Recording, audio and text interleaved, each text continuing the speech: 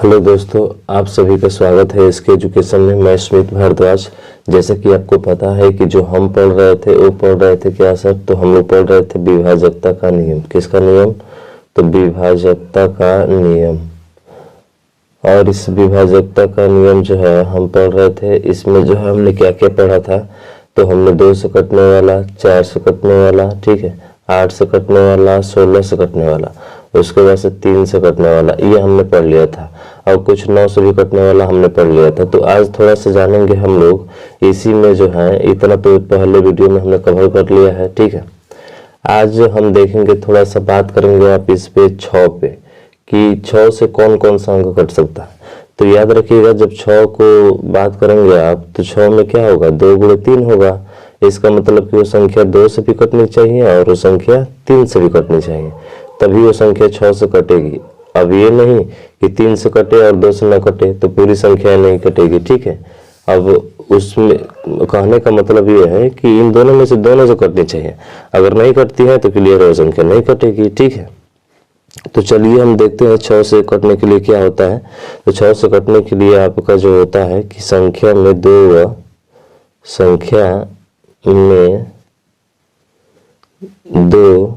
व 3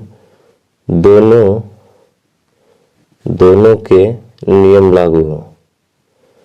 2 व 3 के दोनों के नियम क्या हो, लागू हो, तभी जो है वो संख्या कटेगी, नहीं तो नहीं कटेगी। जैसे में अगर बात करते हैं हम 5 6 4 9 6 7 8 9 3 2 5 6 7 4। अब बताइए संख्या कटेगी कि नहीं कटेगी। तो क्या करना है आपको, ज्यादातर तामझाम करना नहीं है। क्या देखिए, 2 से कटेगा तो सर 2 से कटने के लिए इसका अंतिम अंक देखते हैं। तो अंतिम अंक कट जाएगा 2 से, बिल्कुल कट जाएगा। इसका मतलब है कि ये संख्या भी 2 से क्या हो जाएगी, कट जाएगी। अब बात आती है 3 की सर, तो 3 कट जाएगा कि नहीं कटेगा। देखिए 3 से पहले काट लीजिए जो कट रहा है। 6 कट रहा है, 9 कट रहा है, 6 कट रहा है, ठीक है। 8 7 15 ये भी कट जाएगा। 5 और 4 9 ये भी कट जाएगा। 9 कट जाएगा, 3 कट जाएगा। 5 2 7, ये 6 तो कट ही जाएगा, ठीक है। 5 2 7 7 14 और 14 4 कितना हो गया, 18। यानी कि पूरी संख्या क्या हो जा रही है, 3 से कट जा रही है। देखिए तो 3 से भी कट जा रही है, 2 से भी कट जा रही है। इसका मतलब है कि यह संख्या जो है 6 से क्या है, विभाज्य है। यह संख्या क्या है आपकी, 6 से विभाज्य है। क्यों विभाज्य है? क्योंकि ये संख्या जो है 2 से भी कट जा रही है और 3 से भी कट जा रही है। तो इसलिए कहेंगे कि ये दोनों संख्या, इस पूरी संख्या जो है आपके 6 से क्या है, विभाज्य है। तो ये आपके 6 से विभाज्य के नियम रहे, ठीक है। तो बात करते हैं, अगर बात करते हैं हम फिर किसके, तो 5 के लिए। और 6 हो गया, 6 के बाद से थोड़ा सा 5 वाले पे भी बात कर ले। तो 5 वाला बहुत आसान होता है। या तो इसका अंतिम अंक क्या हो, या तो इसका अंतिम अंक 0 हो या फिर 5 हो। तो सभी संख्याएं 5 से क्या हो जाएगी, कट जाएगी। अब जैसे 5 7 6 4 5 ये हो गया, क्या ये संख्या कट पाएगी? तो बिल्कुल कट पाएगी। क्यों? क्योंकि इसके लास्ट में क्या है, 5 है। और 0 भी आता है तो कट जाएगा, समझ रहे हैं ना। 0 भी आता है तो क्या हो जाएगा आपका, कट जाएगा। ये 0 आ गया तो यहाँ पे 0 आया लास्ट में, और यहाँ पे लास्ट में 5 है। इसका मतलब 5 से कटने के लिए कोई तामझाम नहीं करना है आपको, सीधा देखना है कि अंतिम अंक 0 या 5 हो तो 5 से क्या हो जाएगी, कट जाएगी, ठीक।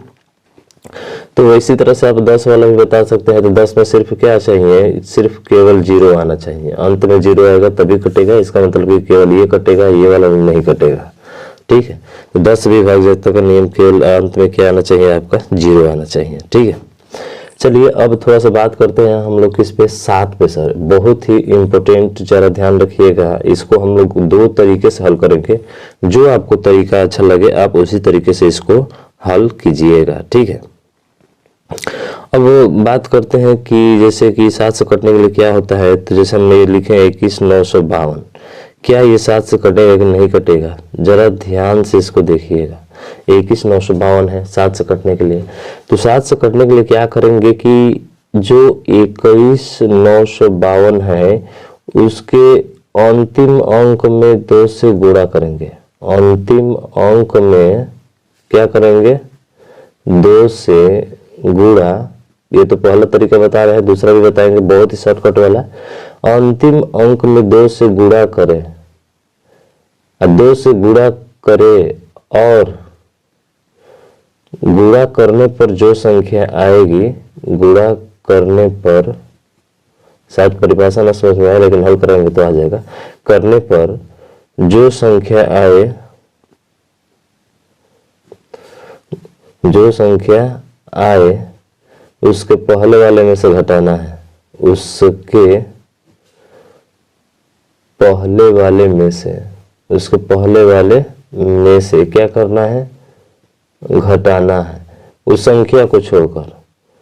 जिस संख्या का दोगुना किए हैं ना, तो जिस संख्या का दोगुना किए हैं, जिस संख्या का दोगुना किए हैं, जिस संख्या का दोगुना किए हैं उसे छोड़कर, उसे क्या कर, तो सर उसे छोड़कर। अब देखिए परिभाषा शायद समझ में ना आए लेकिन यहाँ से समझ में आ जाएगा। क्या करना है कि आपका 2 का लास्ट वाला है ना, इसका 2 से गुणा करना है। 2 दूना कितना होगा 4, और इसको हटा देना है, और 4 घटाइए, फिर कितना आएगा सर 1, 9, फिर ऐसे उतारिए, ठीक है। फिर लास्ट वाले का 2 गुना कीजिए, 2 1 2, फिर उसको छोड़कर घटाइए, ठीक है। तो ये आ जाएगा कितना, 9 में से 2 जाएगा 7, 1 और 2। फिर लास्ट वाले का 2 गुना कीजिए, 2 7 14, फिर इसको छोड़ दीजिए और घटाइए इसमें से, तो 11 में से 4 जाए कितना बचेगा 7, और ये खत्म। इसका मतलब है कि ये 7 से संख्या क्या हो जाएगी, कट जाएगी। यानी कि उसके लास्ट वाले को दोगुना करते जाना है और घटाते जाना है। जैसे कि 2 में 2 का गुणा किए तो 2 को हटा दो, यहाँ से 2 को हटा दो और कितना आएगा 4, फिर इसमें से घटाओ, फिर लास्ट वाला 1 बचा ना, तो 1 का गुणा करो इसमें 2 में, तो 2 1 2, फिर इसको भी हटा दो, 9 में से घटाओ। अब जब भी चाहोगे तो यहाँ से भी कर सकते हो कि 7 21 और 7 1 7, जहाँ आपको सुविधा लगे कटाने में, या नहीं तो वैसे ही गुणा करते जाओ, आ जाएगा 7, तो आपका वो संख्या क्या हो जाएगी, कट जाएगी। या फिर 0 भी आता है तभी भी कट जाती है, ठीक है ना। अब सर पहला तरीका आपने बताया, क्या एक और एग्जाम्पल पे बता सकते हैं, तो बिल्कुल हम एक और एग्जाम्पल पे बता सकते हैं हम, ठीक है। देखिए अगर बात करें हम लोग 121 वाला, यही छोटा सा ही ले लेते हैं, तो इसी के लास्ट वाले का दोगुना करना है, तो 2 एकम कितना होगा 2, फिर उसको छोड़कर यहाँ पे घटाओ, तो 2 में से 2 गया कितना होगा 0 1। क्या ये कटेगा, नहीं कटेगा, समझ रहे हो ना, ये नहीं कटेगा, इसलिए कहेंगे कि ये 7 से विभाजित नहीं है। अब हम 21,952 जो कहे थे 21,952, अब इसका एक और तरीका होता है सर, वो तरीका क्या है, तो आप क्या कीजिए कि इस अंतिम 3 अंक वाली लीजिए, अंतिम 3 अंक, तो सर 952, उसके बाद से बचा क्या 21, आप 21 इसमें से घटा दीजिए, तो 2 में से 1 जाएगा 1, और यहाँ पे 5 में से 2 जाएगा 3, और ये 931। अब फिर इस 7 का भाग करके देख लीजिए, ये पूरा संख्या क्या हो जाएगी, कट जाएगी। जैसे 7 एकम 7, बचा 2 3, 7 का 21, फिर बचा 1, 7 का 21, यानी कि पूरी संख्या क्या हो जा रही है, कट जा रही है।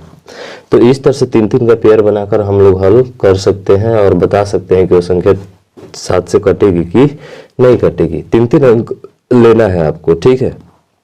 जैसे हम बात करते हैं, ठीक है, जैसे हम बात करते हैं कि 49,763, क्या ये कटेगा कि नहीं कटेगा, तो आपको 3 अंक लेना है 763, और उसके बाद से जो बचा है उसको घटा देना है 49, तो 49 घटाएंगे 13 में से 9 जाएगा 4, और 5 में से 4 जाएगा 1 और 7, क्या ये कटेगा, बिल्कुल सर कटेगा। 7 एकम 7, 7 दूना 14, ठीक है, 7 एकम 7 दूना 14 यानी कि कट जाएगा। तो यह संख्या 7 से क्या है, डिविजिबल है। थोड़ा सा यहाँ पे टाइम लगेगा, लेकिन इसमें आपको टाइम थोड़ा सा भी नहीं लगेगा, आप बहुत आसानी तरीके से इसको हल कर सकते हैं कि विभाजित है कि नहीं है, ठीक है। तो इतना चीजें जो है आपको अच्छे से क्लियर समझ में आ रही होगी, मुझे आशा और पूरा विश्वास होगा कि अच्छे से समझ में आ रही है और समझ में आनी भी चाहिए। चलिए अब इसके थोड़ा सा आगे बात करते हैं सर। सबसे महत्वपूर्ण एक और आ रहा है, वो है आपका 11 से विभाज्यता का नियम, ठीक है, कि 11 से विभाज्यता का नियम क्या होता है। तो यहाँ पे ध्यान रखिएगा, 11 से विभाज्यता का नियम होता है कि सम स्थान वाले अंकों का योग, यानी कि सम स्थान वाले अंकों का योग कर लेंगे और माइनस करके विषम स्थान वाले अंकों का योग हटा देंगे।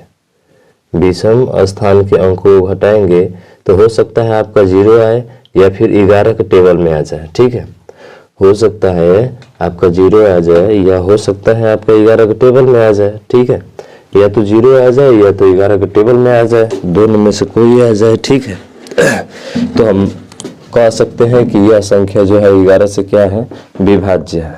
ठीक, क्या कह सकते हैं कि यह संख्या जो है 11 से क्या है, आपकी विभाज्य है। अब जैसे सर, तो अब छोटा सा एग्जांपल लेते हैं, जैसे 121 है, तो इसमें आप सम स्थान यानी कि सम स्थान या माइनस विषम स्थान का मतलब होता है कि एक एक छोड़ छोड़कर। ठीक है, जैसे पहला लिए तो पहला लिए 1, तो दूसरा आपको छोड़ना है, फिर तीसरा लेना है +1। ठीक है, उसके बाद माइनस, चाहे विषम स्थान पहले कीजिए चाहे सम स्थान कीजिए, आपकी मर्जी है। ठीक है, तो 1 और 1, एक छोड़कर 1 लेना है तो फिर 1 छोड़ देंगे और 1 लेंगे, तो 1 और 1 2 और फिर बचा 2। और जब इसको आप 1 1 2 हो जाएगा, मैं 2 में से 2 हटाएंगे तो क्या आ जाएगा, 0। इसका मतलब है कि 121 11 से विभाज्य है। इसका मतलब हुआ कि 121 11 से क्या है, विभाज्य है। ठीक है, वैसे ही चलिए और लेते हैं एग्जाम्पल हम लोग, और लेते हैं एग्जाम्पल जैसे कि 4 7 6 9 5 2 1। क्या ये 11 से कटेगा कि नहीं कटेगा, तो फिर वही से ही ये लीजिए, फिर एक का स्थान छोड़िए, फिर ये, फिर एक का स्थान ये और फिर एक का स्थान ये, तो इनको भी जोड़िए पहले। तो 4 और 6 10, 10 5 15, 15 कितना हो जाएगा 16 माइनस। अब उसके बाद से इसको 7 5 7 और 9, ये 9 है ना, 7 9 कितना हो जाएगा 16, 7 9 हो गया 16 और 16 के बाद से क्या बचा 2 18, यानी कि ये आ गया 18। ये कितना आएगा, माइनस का 2 आएगा। इसका मतलब है माइनस का 2 का मतलब होता है कि आपको ध्यान रखिएगा, एक चीज होगी कि कहीं कहीं माइनस भी मिलेगा, तो माइनस मिलेगा तो आपको 11 में से घटाना पड़ेगा प्लस लाने के लिए इसको। ठीक है, तो जैसे ही आप 11 में से तो घटाएंगे तो 9 आएगा, तो 9 क्या 11 से कटेगा या 11 के टेबल में आता है, तो आप कहेंगे कि नहीं सर 11 के टेबल में 9 नहीं आता है। इसका मतलब क्या है कि ये 11 से विभाज्य नहीं है।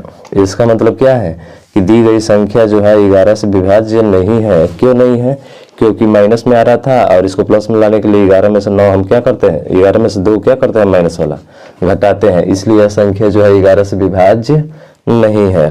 ठीक है, ये संख्या 11 से विभाज्य आपकी नहीं है। तो ठीक है सर, और कुछ एग्जाम्पल लेते हैं, अच्छे अच्छे एग्जाम्पल लेते हैं। ठीक है ना, तो जरा ध्यान दीजिएगा। अगर एग्जाम्पल जैसे हमारा है कि एक सवाल बनता है कि जो है 3 4 5 6 7 ऐसे करके, ठीक है, ये बनता है और वो कहता है कि बताइए कि इस x का क्या मान रखेंगे कि ये पूरी संख्या 11 से कट जाएगी। तो ऐसे सवाल को हल करने के लिए सभी को विषम तो जोड़ेंगे ही, इधर से ये, फिर एक स्थान छोड़कर सर ये, फिर एक स्थान छोड़कर x वाला, फिर एक स्थान छोड़ेंगे तो ये आएगा, फिर एक स्थान छोड़ेंगे ये, ऐसे करके। अब तो आगे है नहीं इसके। ठीक है, तो जोड़िए सर इनको, तो आप कहेंगे सर 3 + 5 + 7 + x + 1 + 9। ठीक है, माइनस, उसके बाद बचा दूसरा वाला लिखेंगे हम लोग, क्या बचा, तो सर 4 6 8 4 6 8 9 2, तो 4 6 8 + 4 हो गया, 6 हो गया, 8 हो गया, 9 हो गया, 9 हो गया, +2 हो गया और 4 हो गया, +2 और +4। तो ये जो है नंबर हम लिख लिए यहाँ पे। ठीक है, ये नंबर हमारा क्या हो गया, लिख लिया। अब इसको हल करना है, तो जोड़िए 5 3 8 8 7 15, 15 1 16, 16 9 कितना हो जाएगा 25।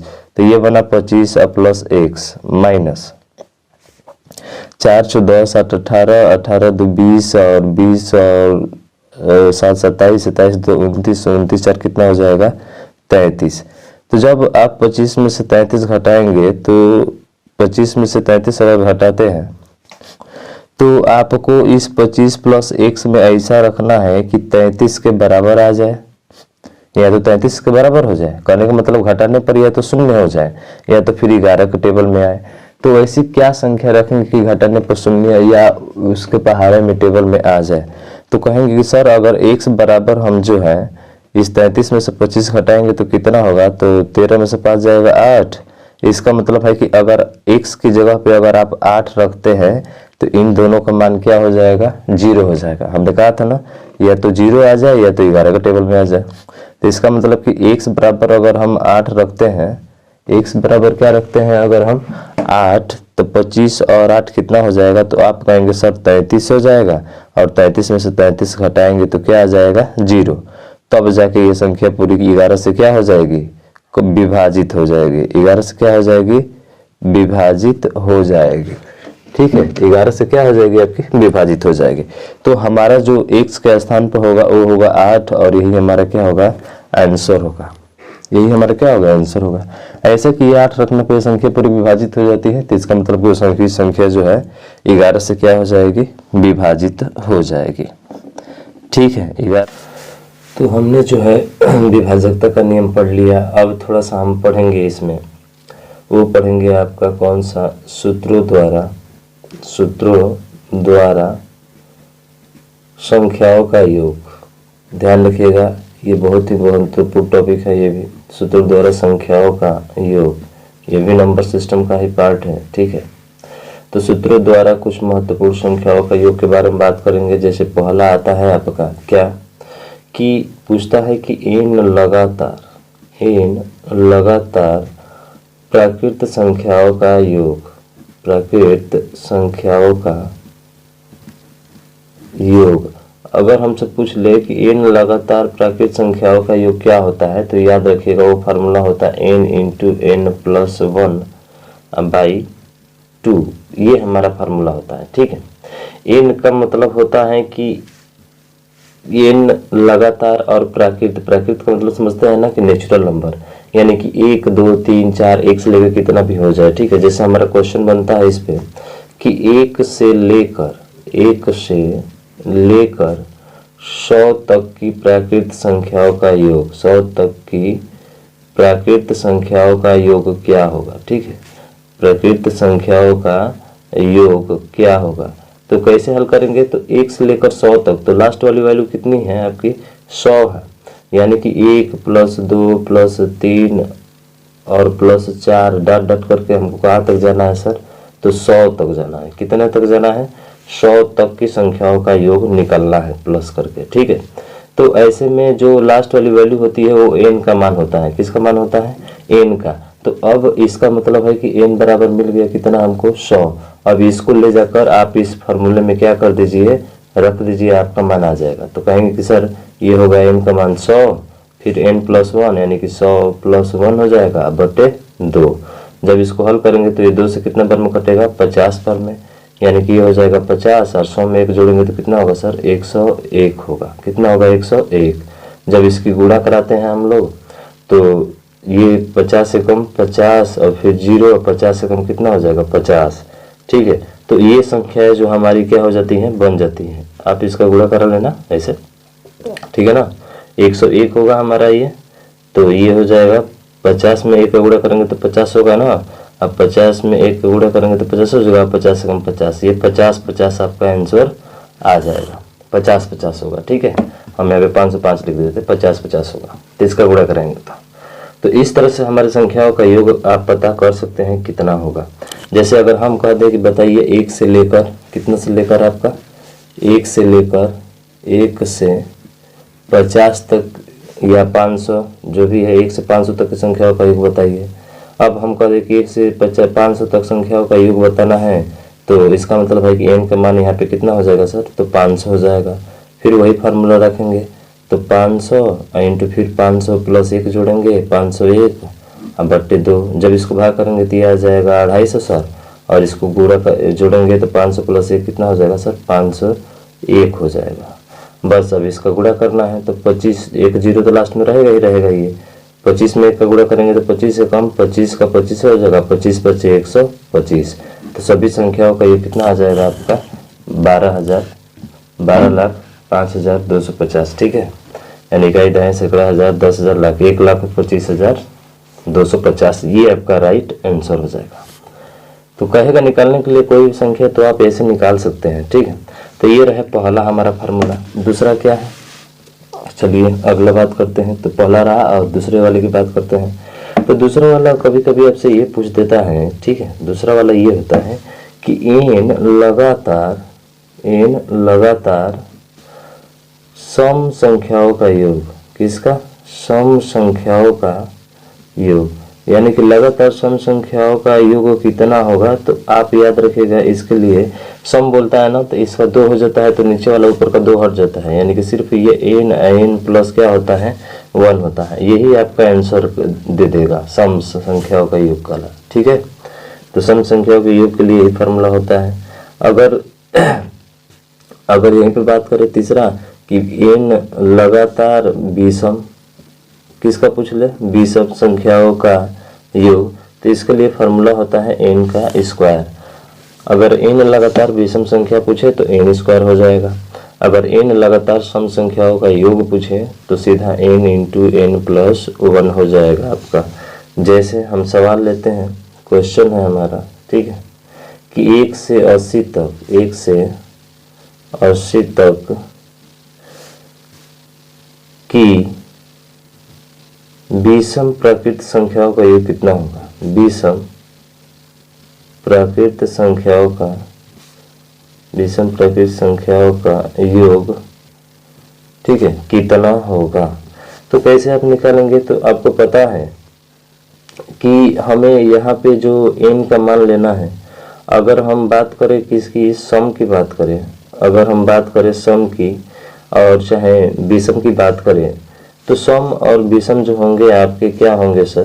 तो अगर सम विषम की बात करते हैं तो विषम कितना होगा 1 से लेकर 80 तक, तो कहेंगे कि सर एक तो विषम है लेकिन 2 विषम नहीं है। इसका मतलब कि इसका आधा, तो आधा कितना, तो n का मान 40 हो जाएगा। क्यों होगा, क्योंकि आप जानते हैं कि सम निकाले या चाहे विषम निकाले, ठीक है, उसका आधा ही होगा। 1 से 80 तक कहा है, तो ये नहीं कि आप 80 ही n का मान ले लेंगे यहाँ पे, तो आपका सवाल क्या हो जाएगा, गलत हो जाएगा, ठीक है। आपका सवाल क्या हो जाएगा, गलत हो जाएगा। इसका आप थोड़ा विशेष ध्यान दीजिएगा, ठीक है। इसका आप क्या करेंगे, विशेष ध्यान देंगे। तो सर विषम के लिए क्या होता है, तो विषम के लिए सीधा n का स्क्वायर कीजिए ना, तो 40 का स्क्वायर कीजिए। तो सर 40 का स्क्वायर करेंगे तो क्या हमारा योग 1600 होगा।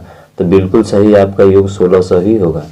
विषम पूछा है, क्या सम पूछता तो नहीं निकल जाता, तो फिर सम पूछता। अगर सम के लिए निकाले तो सम के लिए भी n का मान यही होगा हमारा, ठीक है, n बराबर 40 से होगा। सम के लिए फार्मूला क्या होता है, n इंटू n प्लस 1, यानी कि 40 इंटू 40 प्लस 1 कर देंगे, हमारा सम वाला आ जाएगा। तो सम वाला कितना होगा सर, तो ये हो जाएगा 40 गुणे 41, तो ये आ जाएगा 4 एकम 4 चौके 16, यानी कि 1640 आ जाएगा। समझ रहे हैं ना। तो इस तरह से जो है विषम पूछे चाहे आपका सम पूछे, तो अगर 1 से 80 तक कहा है तो आप इसका आधा लेना पड़ेगा इसका। समझ रहे हैं ना। हाँ, इसको आधा करेंगे तब जाके n का मान आएगा, और इस n के मान से आप विषम वाला भी निकाल सकते हो, सम वाला भी आसानी से क्या कर सकते हो, निकाल सकते हो, ठीक है। अगला है आपका, अगला जो है वो है आपका कौन सा, तो आपका चौथा नंबर है। और क्या है कि अगर पूछे कि n लगातार प्राकृत संख्याओं का योग, प्राकृत संख्याओं के, अब पूछ लेगा वर्गों का योग, ठीक है, किसका, वर्गों का योग। तो n लगातार प्राकृत संख्या के वर्गों का पूछे योग, तो आपका फार्मूला होता है n into n plus 1 2n plus 1 बटा 6। ये होता है n लगातार प्राकृत संख्याओं के वर्गों का योग। जैसे क्वेश्चन लेते हैं सर कि 1 से 60 तक प्राकृत संख्याओं के वर्गों का योग कितना होगा। प्राकृत संख्याओं के वर्गों का योग, तो 1 से लेकर 60 तक जो है प्राकृत संख्याओं के वर्गों का योग क्या होगा, यानी कि 1 plus 2 plus 3 dot dot dot dot किसके, तो सर इसका वर्ग है, तो ये हो जाएगा प्लस 60 का वर्ग। इसका मान कितना होगा, तो इसका मतलब है कि जो 60 लास्ट वाली वैल्यू दी है किसका मान होता है सर, n का मान होता है। आप इस फार्मूले में रखिए, तो फार्मूला क्या है sir, n into n plus 1 2n+1 अब बट्टा 6, इसमें रखेंगे हम लोग मान। ठीक है, इसमें आप रखिए मान, तो n की जगह पे 60, तो ये हो जाएगा 60, 60 + 1 और 60 दूना का, तो कहेंगे सर यहाँ पे 2 × 60 हो जाएगा +1 हो जाएगा। आप इसको हल कीजिए,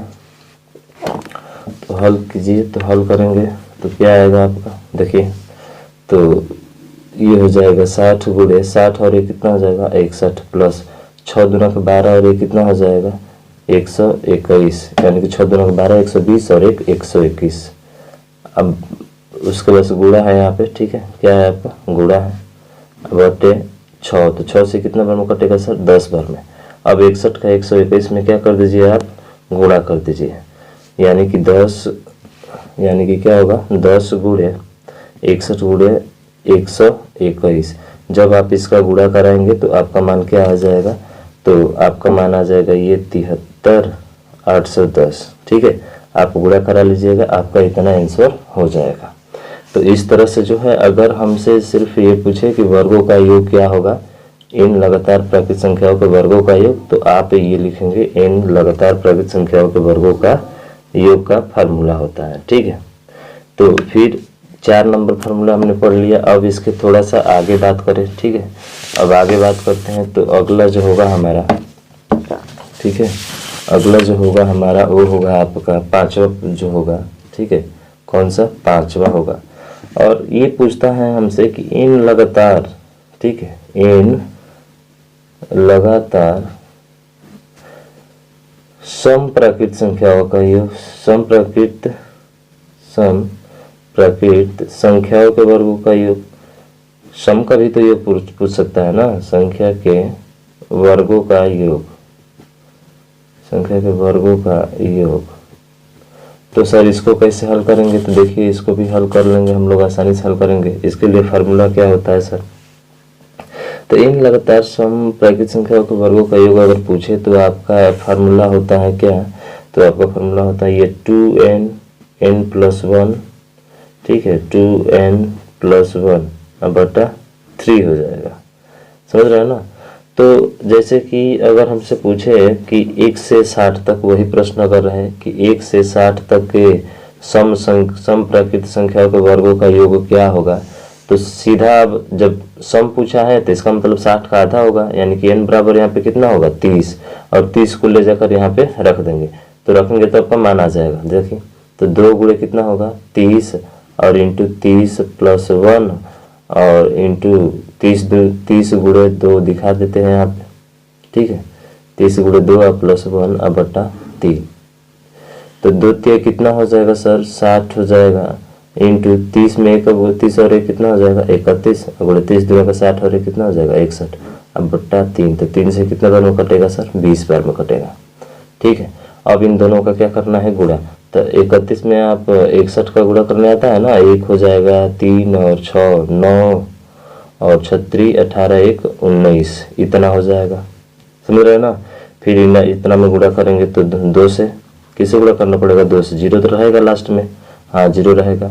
2 एकम 2 2 9 18, 2 एकम 2 2 9 कितना हो जाएगा 18 हो जाएगा। 2 एकम 2 2 9 कितना होगा आपका 18 हो जाएगा। ठीक है, कितना हो जाएगा 18 हो जाएगा, 18 का 8, 2 9 18 18 और 1 19 का 9, 2 एकम 2 और 1 3। ठीक है, तो कुछ इतना आ जाएगा आपका। ठीक है, हालांकि 37,820 आएगा, यहाँ पे थोड़ा सा मिस्टेक हुआ है गुणा में। 1 में 1 का गुणा करेंगे 1, 3 एकम 3 और 6, तो 6 3 कितना हो जाएगा 9 और 36 कितना हो जाएगा 18। ठीक है, ये 18 यहाँ पे 8 होगा।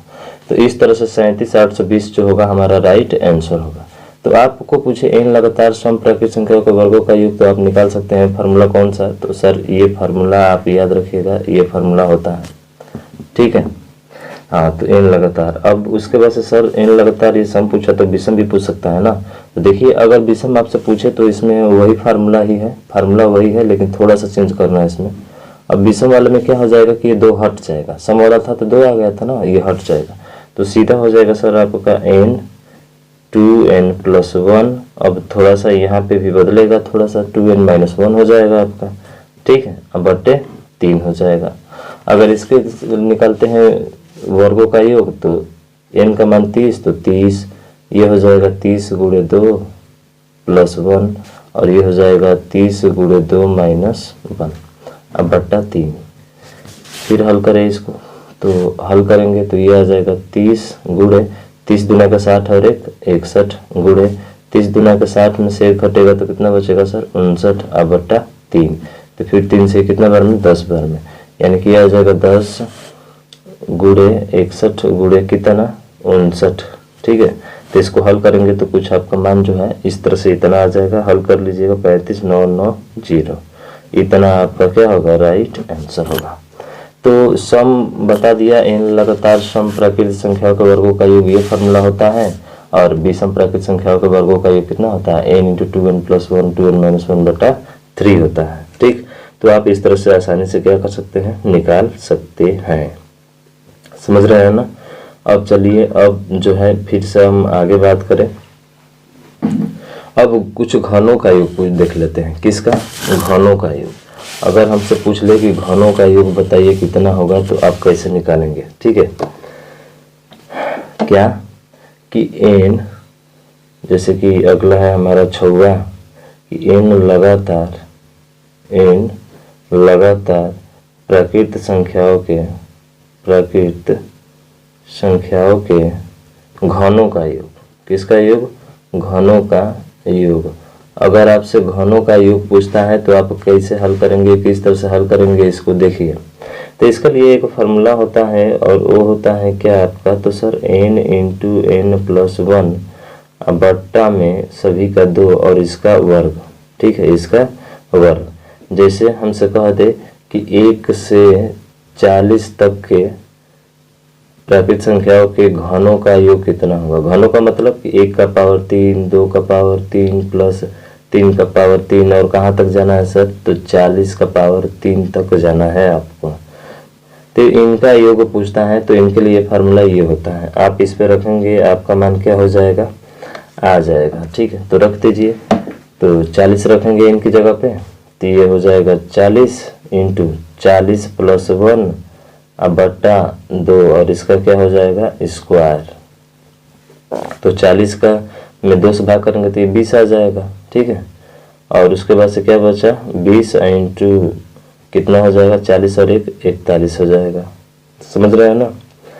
तो इसका स्क्वायर है तो स्क्वायर हो जाएगा। बस इन दोनों का 2 बार गुणा कीजिए आप। समझ रहे हैं ना, इन दोनों का 2 बार क्या कीजिए गुणा कीजिए आप, आपका आंसर आ जाएगा। तो 20 × 41 करेंगे तो आपका आ जाएगा 2 × 2 और 2 × 4 8 820 का स्क्वायर। और जैसे 820 का स्क्वायर करेंगे यानी कि 82 का स्क्वायर, तो 82 का स्क्वायर 6 7 2 4। ठीक है, ये आपका 00 ये आपका आ जाएगा। यानी कि 82 का स्क्वायर क्या होता है 67 24। अरे गुणा भी कर सकते हैं। ठीक है, 82 में 82 का, तो 2 दूना कितना हो गया आपका 4, 2 × 8 16, 2 × 8 16 32, 32 का 2 बचा कितना सर 3 बचा, 8 × 64 और कितना होता है 67, तो 67 24। तो 82 का स्क्वायर 67 24 और 00, यही आपका राइट क्या हो जाएगा आंसर हो जाएगा। ठीक है, क्या चीज़ें समझ में आ रही है? ठीक है, आपको समझ में आ रही होगी। तो अगर घनों का योग पूछे तो हम लोग ऐसे निकाल सकते हैं। हालांकि सम घनों का योग और विषम घनों का योग आपका पूछता नहीं है। समझ रहे हो ना। तो बस आपको इतना तक याद रखना है। अगर इतना तक याद रखते हैं तो आप बहुत ही आसानी तरीके से सभी वर्गों के योग वाला सवाल क्या कर सकते हैं हल कर सकते हैं। और जो अगला बात करेंगे वो थोड़ा सा महत्वपूर्ण चीज़ें होगा। वो महत्वपूर्ण चीज़ें क्या है ज़रा ध्यान से देखिएगा इसको भी। ठीक है, इसको भी आप थोड़ा ध्यान से देखिएगा।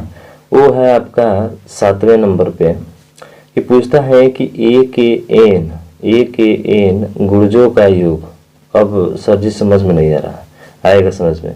ए के एन गुणजों तक का योग पूछे तो इसके लिए आपका एक फार्मूला होता है, ये भी फार्मूला ही है। an × n+1/2 हो जाएगा। समझ रहे हैं ना। कहने का मतलब क्या है कि एक एन गुणज, एक एन गुणज का मतलब हो गया जैसे कि 15 हमने कह दिया। ठीक है, तो 15 के प्रथम 30 गुणज, कितने गुणज 30 या 20 ले लेते हैं हम लोग, 20 गुणजों का योग, गुणजों का योग कितना होगा। तो इस तरह से सवाल बनता है कि बताइए कि 15 के 20 गुणजों का योग कितना होगा। तो बहुत लोग कंफ्यूज हो जाएंगे, पता ही नहीं होगा कि ये क्या कहलाता है, इसका मतलब क्या होता है। तो इसका मतलब है कि जो प्रथम है वो 15 है, इसके गुणज कितने गुणज चाहिए 20, यानी कि 15 चाहिए, ठीक है, प्लस 30 चाहिए, 15 दूना का 30, 15 दिया 45, ऐसे करके 20 तक। तो 15 दूना कितना हो जाएगा सर, तो आप कहेंगे कि 300 हो जाएगा। यानी इतना तक का योग हमें क्या करना है, निकालना है। यही 15 का गुणज कहलाता है। 15 के पहाड़े में आते हैं ना, तो 15 के पहाड़े में 20 तक आपको इनको जोड़कर बताना है कि कितना होगा। तो उसके लिए फॉर्मूला हम बनाए हैं an इंटू n प्लस 1। तो जो प्रथम है वो a का मान हो जाएगा और जो 20 गुणज है वो n का मान हो जाएगा। आप इसमें रख दीजिए, तो an है तो an रखिए यहाँ पे मान आप। तो कहेंगे सर ये है 15 और n है कितना आपका 20, तो 20 हो जाएगा। फिर 20 प्लस 1 हो जाएगा, अब बट्टे कितना है 2, रख दीजिए, हल हो जाएगा। तो 15 दूना कितना हो जाएगा सर 300 और गुणे 20 और 1 कितना होगा सर 21, अब बट्टा 2। जब इसको भाग करेंगे तो 2 से कितना बार में कटेगा, 2 एकम 2, 2 5 150 बार में, और ये 21। जब इसका गुणा करेंगे तो 15 को 5 और 15 दूना के 30 और 1 कितना हो जाएगा 31, यानी कि 3150 आपका राइट आंसर हो जाएगा।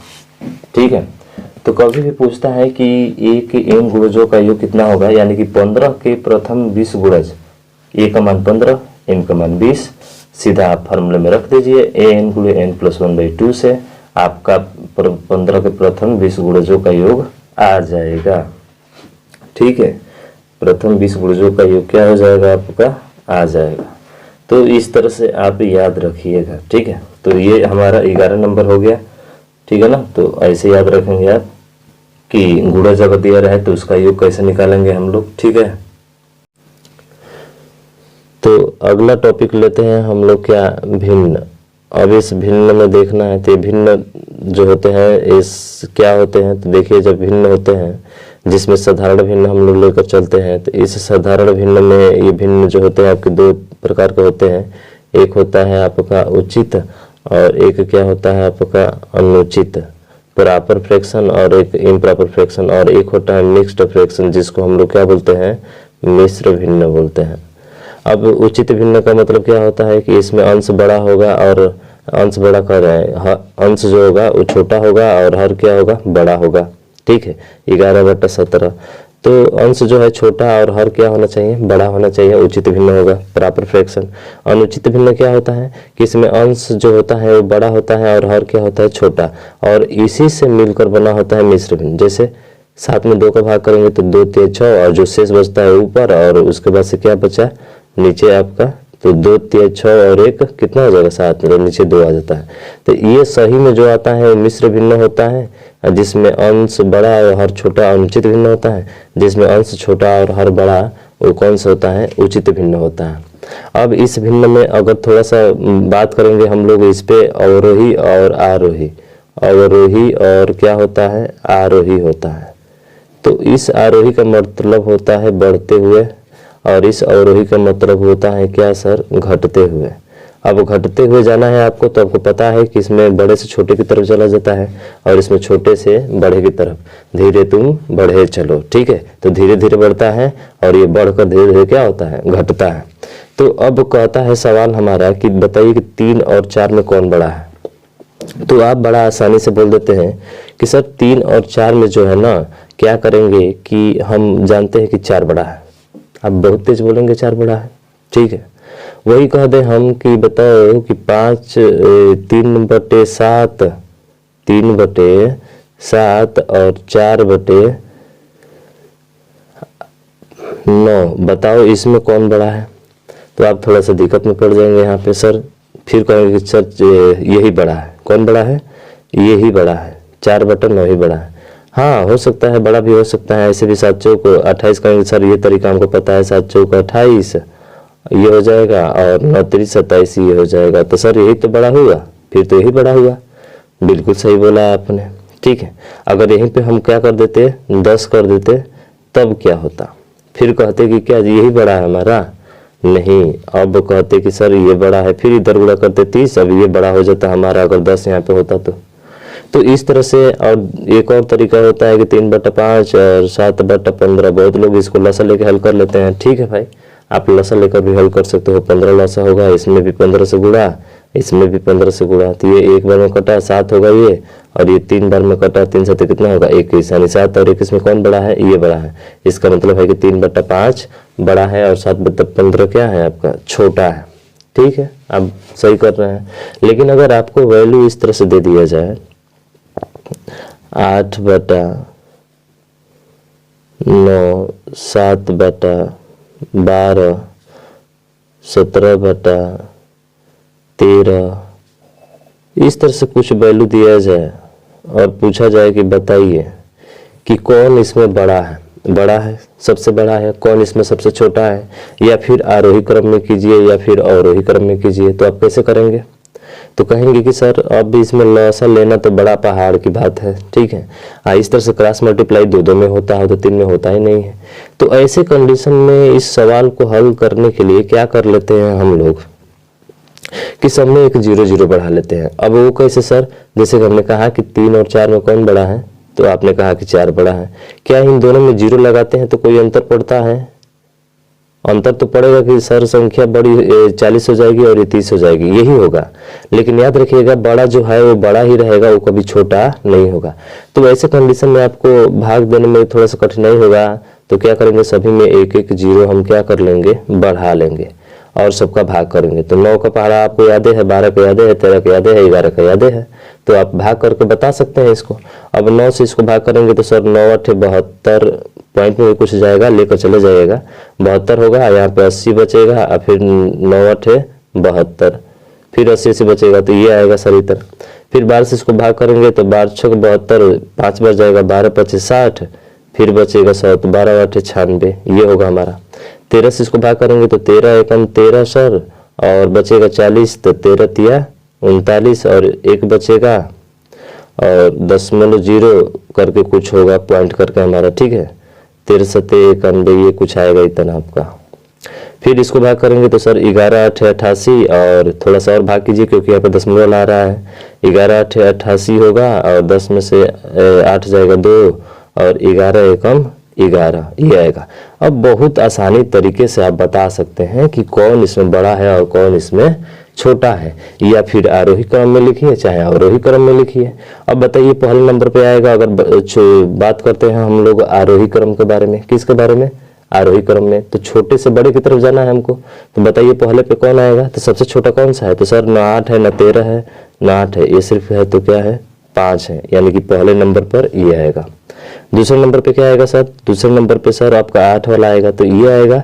देखिए यहाँ पे 8 है तो यहाँ पर भी 8 है, पॉइंट करके 8 है, यहाँ पे पॉइंट करके 1 है, तो कौन बड़ा होगा, ये। इसका मतलब है कि थोड़ा सा जो है बड़ा कौन सा हो जाएगा, दूसरे नंबर पर ये आ जाएगा। छोटा यही है ना, इससे छोटा है ना, तो दूसरे नंबर पे आएगा।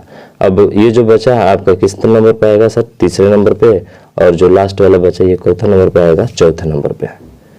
तो इस तरह से आप आरोही क्रम पूछे चाहे अवरोही क्रम पूछे, अगर 1 से लेकर 20 तक नीचे अंक दिए गए हैं तो आपको ऊपर एक एक 0 बढ़ाकर पता कर लेना है कि कौन सी संख्या बड़ी है और कौन सी संख्या छोटी है। ठीक है, कौन सी संख्या बड़ी है और कौन सी संख्या क्या है, छोटी है, आप ऐसे निकाल सकते हैं। लेकिन सर खूब बड़ा अंक अगर आ जाए तो आप क्या करेंगे, हाँ भाई उसको लिए भी आपके पास मेथड होना चाहिए ना। तो चलिए उसके लिए मेथड हम बताते हैं आपको कैसे हल करना है। बहुत इजीली और आसानी तरीके से आप हल करेंगे, देखिए तो सही, अंत तक बने रहिएगा इसको। ठीक है, देखिए जैसे हमने कहा कि 35/24, ठीक है, 36/40, 35/39, 38/47। अब बताइए इसको कौन हल कर पाएगा भाई? बहुत लोगों का दिमाग खराब हो गया होगा एकदम से, कैसे हल करे सर? अरे कुछ नहीं सर, आप इसका अंतर लीजिए ना, कितना होगा 35 और 24 का अंतर कितना होगा? तो आप कहेंगे कि सर 15 में से 4 जाएगा 5 में से 4 जाएगा 1, 3 में से 2 जाएगा 1, बहुत बढ़िया। इसका अंतर लीजिए 36 और 40 का 4, बहुत बढ़िया। 35 और 39 का सर 4, बहुत बढ़िया। 38 और 47 का, तो सर 38 और 47 का लेंगे अंतर, तो 17 में से 8 जाएगा कितना बचेगा, 9 होगा। अब क्या करना है कि ऊपर वाली संख्या लिखना है आपको, अब जो अंतर लिए है उसको नीचे, फिर 36/4, फिर क्या लिखेंगे 35/4, फिर क्या लिखेंगे 38/9। बस अब कुछ करना नहीं है, आपको यहीं से भाग करना है। तो भाग कीजिए तो 11 × 33 दशमलव ये हो जाएगा 11 एकम 11, कुछ इतना आएगा।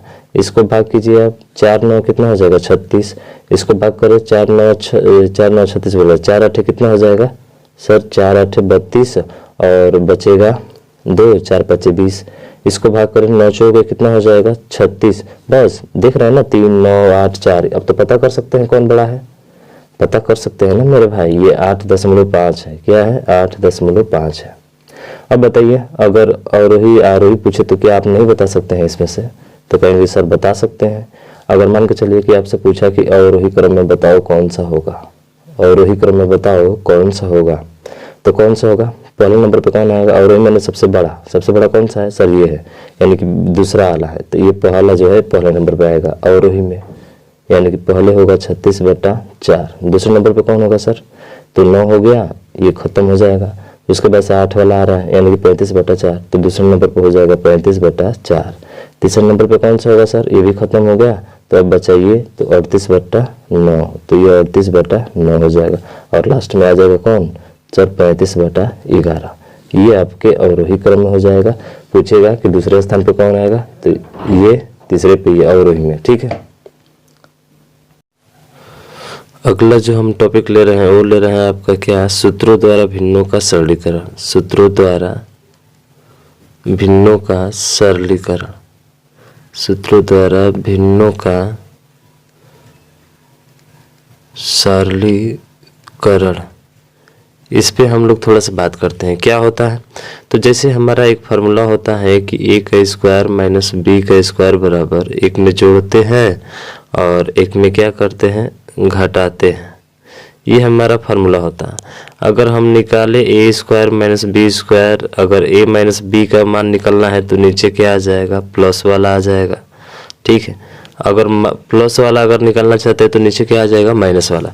इस पे सवाल बनते हैं हमारे जैसे ऐसे करके।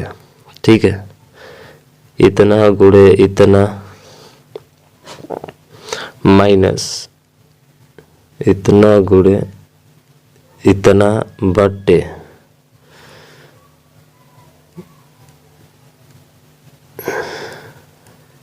कुछ इस तरह से सवाल है। अगर ये सवाल दे दिया जाए तो ये बहुत लोग देखकर इसको घबरा जाते हैं, सर कैसे होगा? तो बस आपको फार्मूला याद होना चाहिए। अगर फार्मूला अगर याद है आपको तो इसी पे आधारित ये सवाल होता है, बहुत जल्दी से हल कर पाएंगे। देखिए ये मान के चलिए ये भी 4 9 है, ये भी 4 9 है। इसका मतलब कि अगर इसके जगह पे a माने और गुणे a माने तो ये पूरा मिलकर क्या बनेगा सर? a का स्क्वायर बनेगा। ठीक है, उसके बाद से फिर इसको b माने तो ये भी b है और ये भी b है, तो बताइए b का क्या बन जाएगा सर? तो आप कहेंगे कि सर स्क्वायर बन जाएगा। b का क्या बन जाएगा यहाँ पे? स्क्वायर। तो यानी कि ये बन गया a का स्क्वायर माइनस b का स्क्वायर, और नीचे देखिए ये भी a है और ये b है माने थे जो, नीचे बन गया a प्लस b। तो जब ऐसे a square minus b square ऊपर मिला, a प्लस b नीचे, तो आप देख रहे हैं यहाँ पे मिल रहा है दोनों, तो डायरेक्ट आपका घटा कर आंसर आ जाएगा। यानी कि एक में से a में से आप b को क्या कर दीजिए? घटा दीजिए। तो कहेंगे सर a में से b को घटाएंगे तो a वाला है 4 9 और b वाला है 3 9, बस इसको घटा देंगे, हमारा आंसर क्या हो जाएगा? आ जाएगा। तो देखिए 9 में से 9 जाएगा 0, 9 में से 9 जाएगा 0, 0 और 9, यही आपका क्या हो जाएगा? राइट आंसर हो जाएगा। तो कहने का मतलब कि नीचे अगर जोड़ वाला दिया हो तो आपको घटा कर आंसर आएगा, अगर आपको घटाना वाला दिया हो तो किस तरह से आएगा? जोड़ कर आएगा। ठीक है, तो इसका विशेष ध्यान रखिएगा। अगर यहाँ पे क्या रहता? माइनस रहता तो इन दोनों को जोड़ कर करते, प्लस है तो इन दोनों को क्या करके करेंगे हम लोग? घटा के हल करेंगे। तो इस तरह से बहुत आसानी तरीके से आप इसको हल कर सकते हैं। जैसे अगला अगर हम सवाल ले इसी पे, ठीक है, अगला हम सवाल ले जैसे कि 4 2 5 6 गुणे 4 2 5 6 माइनस 1 2 3 4 गुणे 1 2 3 4, और नीचे दे दे आपका क्या? तो नीचे दे दे आपका 4 2 5 6 प्लस 1 2 3 4। अब देखिए यहाँ पे भी प्लस वाला है, यहाँ पे माइनस वाला ले लेते हैं हम, ठीक है। क्या ले लेते हैं? माइनस वाला। तो माइनस वाला लेंगे तो आपका प्लस वाला में आंसर आएगा, यानी कि a प्लस बी आएगा। तो ये वाला और एक ये वाला जोड़ दीजिए, तो प्लस में लेना है तो ये वाला जोड़ दीजिए। अब तो ये 4 2 5 6, ठीक है, 4 2 5 6 और उसके बाद से प्लस 1 2 3 4 जोड़ेंगे तो 6 4 10 का 0, 5 3 8 1 9 2 2 4 और 4 कितना हो जाएगा 5, यानी कि 54 990 हो जाएगा, ठीक है। 5490 आपका क्या हो जाएगा? आंसर हो जाएगा। तो आपको अगर प्लस वाला दिया हो तो माइनस वाला आप करके लाएंगे, ठीक है। प्लस वाला दिया हो तो घटा कर लाएंगे, प्लस वाला दिया हो तो क्या करके लाएंगे? घटा कर। अब माइनस वाला दिया हो अगर तो आप जोड़कर उसका आंसर डायरेक्ट क्या कर सकते हैं? बता सकते हैं, ठीक है। तो ये जो है आप इस तरह से आसानी तरीके से आप इसको निकाल सकते हैं। अब थोड़ा सा बात करें और कुल सूत्रों के बारे में, ठीक है, और जो है और फार्मूले के बारे में हम लोग बात करते हैं। क्या है सर और फार्मूले? जैसे अगला है आपका, तो वो है आपका ए क्यू प्लस बी क्यू, ये मोस्ट इम्पोर्टेंट है, ठीक है। ये ध्यान रखिएगा ज़रा, इसको स्टार वाला प्रश्न है ये हमेशा हमसे पूछा ही जाता है एग्ज़ाम में और हम लोग हल नहीं कर पाते हैं, बहुत ही आसान होता है, ठीक है। तो ज़रा ध्यान दीजिएगा इस पर। तो ये फार्मूला होता है, अगर हम निकालें तो ए क्यू प्लस बी क्यू का मान आपको दिया रहेगा और ए प्लस बी आपको निकालना होगा। तो ये जो आएगा ये क्या हो जाएगा? आपका नीचे आ जाएगा। तो सर नीचे आ जाएगा तो ये हो जाएगा ए का स्क्वायर माइनस ए बी या प्लस बी का स्क्वायर, इस तरह से। तो हमें ये फार्मूला याद रखना होगा, क्योंकि ये जो ए प्लस बी का मान पूछता है ये सब चीज़ें देकर, जैसे देखिए क्या देता है आपका सवाल है कि ये इतना गुणे इतना गुणे इतना, ठीक है, फिर प्लस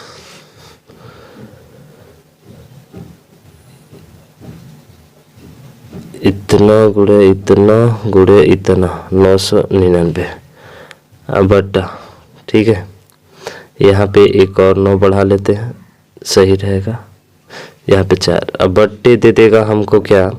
तो ये देगा 999 गुणे 99, ऐसे 4 9 दिया रहेगा, ठीक।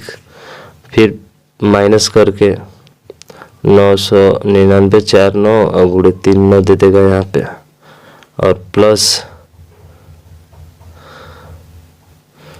3 बार इसका गुणा दे देगा, ठीक है, 2 बार इसका गुणा। तो इस तरह से तो आप देखिए ये 4 9 है, यानी कि ए है, ये आपका 3 9 है, इसका मतलब क्या है? बी है और बी है। तो देख रहे हैं ना, तो ये ऊपर बना ए का क्यूब प्लस बी का क्यूब, ये बन रहा है ऊपर आपका। नीचे क्या है? तो आप देखिए ये ए है, ये भी ए है, तो ए का स्क्वायर बना, माइनस ये ए है और ये बी है तो ए बी बना हमारा। ये आपका ए है, ए बी है, ठीक है, बी है और ए भी बी है तो बी का स्क्वायर बना। तो ए का स्क्वायर माइनस ए बी और प्लस बी का स्क्वायर बन रहा है ना। देखिए ए का स्क्वायर, यहाँ पे देखिए फार्मूला में ए का square minus A B plus B square. तो डायरेक्ट आपका कौन सा आंसर होगा? ए प्लस बी वाला, यानी कि ए प्लस बी का मान यहाँ से पूछेगा कि बताइए ए प्लस बी बराबर क्या होगा। तो डायरेक्ट इन दोनों को क्या कर लेंगे हम लोग? जोड़ देंगे। डायरेक्ट इन जो दोनों को क्या कर लेंगे हम लोग? जोड़ देंगे और वही हमारा क्या हो जाएगा? राइट आंसर हो जाएगा, ठीक है। क्या हो जाएगा? वही आपका राइट आंसर हो जाएगा, ठीक है ना। तो ध्यान रखिएगा, क्या करेंगे सर? जोड़ दीजिए। तो जोड़िए, 9 9 9 4 9 है, अब प्लस 3 9 है, इसमें जोड़ दीजिए आप, यही आपका आंसर हो जाएगा। 9 9 18 9 9 18 9 9 18 9 1 10, ये आपका क्या हो जाएगा? राइट आंसर हो जाएगा। तो देखने में इतना बड़ा दिख रहा है, लेकिन ये बड़ा है नहीं, ठीक है ना, बहुत छोटा में ही हो जाएगा, समझ रहे हैं ना। तो इस तरह से आप बहुत ही इसको आसानी से हल कर सकते हैं, ठीक है। तो प्लस वाला था ये ना, ये क्या वाला था? प्लस वाला था। वैसे ही माइनस वाला है। माइनस वाला क्या है? ए क्यू माइनस बी क्यू का फार्मूला होता है सर ए माइनस बी, और ये होता है ए का स्क्वायर प्लस बी का स्क्वायर प्लस ए बी, ये वाला होता है। और जब यहाँ से इसका मान निकालेंगे आप, तो ए का क्यू माइनस बी का क्यू, अब बट्टे ये हो जाएगा, तो ए का स्क्वायर प्लस बी का स्क्वायर प्लस ए बी, बीच में लिखिए चाहे कहीं पर भी लिखिए वही होता है, ठीक है। a माइनस बी, अगर ये माइनस वाला रहता तो क्या करते हैं आप, तो सर माइनस वाला रहता तो घटा कर आंसर देते हैं, अब प्लस वाला रहेगा तो जोड़कर। तो इस पर भी आप सवाल आसानी से हल कर सकते हैं, ठीक है। तो इसका आपको विशेष ध्यान रहना चाहिए। जैसे इस पर छोटा सा सवाल लेते हैं, छोटा सा सवाल क्या है, छोटा सा सवाल देखिए क्यूब वाले पे, अगर 4 5 6 7 गुणे 4 5 6 7 गुणे 4 5 6 7, फिर माइनस 3 4 5 6 गुणे 3 4 5 6 गुणे, ठीक है, 3 4 5 6 3 4 5 6 बट्टा ये दे देगा 4 5 6 7 गुणे 3 4 5 6। हो सकता है आपको पहले दे दे या चाहे बाद में दे। 7 गुणे 4 5 6 7 प्लस 3 4 5 6 गुणे 3 4 5 6। अब इतना बड़ा सवाल सर जी कैसे होगा, तो आप देखिए ये ए की जगह है, ये बी की जगह है, तो यहाँ पे ए भी आया, प्लस ये ए की जगह, ये ए की जगह, तो ए का स्क्वायर आया, प्लस ये बी की जगह, ये भी बी की जगह, तो बी की जगह। देखिए आपको पूरा जो मिल रहा होगा, ऊपर बना क्या सर ए का क्यूब, ये भी ए, ये भी बी, तो ये बी का क्यूब। अब माइनस वाला है तो आपको घटा कर देना है, तो सीधा ए माइनस बी कर दीजिए, आपका आंसर आएगा। ए की जगह पे कितना है तो कहेंगे सर 4 5 6 7 माइनस बी की जगह पे कितना है 3 4 5 6, घटा दीजिए। 7 में से 6 जाएगा 1, और 6 में से 5 जाएगा 1, 5 में से 4 जाएगा 1, 4 में से 3 जाएगा 1। यही आपका क्या हो जाएगा, राइट आंसर हो जाएगा। कुछ महत्वपूर्ण शब्दावली भी है, सरलीकरण है, तो जरा देखिएगा। अगर हम 9 का गुणा जो है, इतने का गुणा अगर कह दिया जाए आपसे कि बताइए इसका मान कितना होगा, तो आप कैसे हल करेंगे। तो देखिए बहुत सर आसान होता है। क्या करना है आपको कि इससे एक कम लिखना है पहले। तो लिखिए 4 2 5, और सर 1 घटाएंगे 6 में से तो 5 होगा, हो गया ना। अब क्या करना है आपको, अब ये करना है कि आप इसमें क्या जोड़ेंगे कि 9 आ जाएगा, ठीक है, इसमें क्या जोड़ेंगे कि 9 आ जाएगा। तो आप कहेंगे सर कि 4 में क्या जोड़ेंगे कि 9 आ जाएगा, तो सर 5, तो यहाँ पे लिखेंगे आप 5, ठीक है, हालांकि पास ही में होगा इसका। फिर इस 2 में क्या जोड़ेंगे कि 9 आएगा सर 7, 5 में क्या जोड़ेंगे कि 9 आएगा 4, फिर 5 में जोड़ेंगे क्या आएगा 9 4, तो ये आपका गुणा हो गया इसका, ठीक है। नहीं समझ में आया, देखिए यहाँ पे लिखना है 7 6 4 गुणे 9 9 9।